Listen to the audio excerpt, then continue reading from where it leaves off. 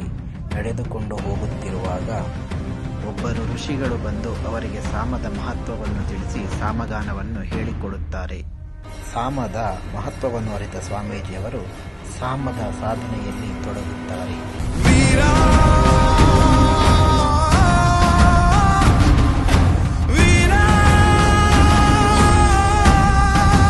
ಹೀಗಿರುವಾಗ ಮದವೆರಿದ ಆನೆಯೊಂದು ಸ್ವಾಮೀಜಿಯವರನ್ನು ದಾಳಿ ಮಾಡಲು ಬಂದಾಗ ರಾಮ ಮಂತ್ರವನ್ನು ಬಳಸಿ ಅದನ್ನು ಶಾಂತಗೊಳಿಸುತ್ತಾರೆ.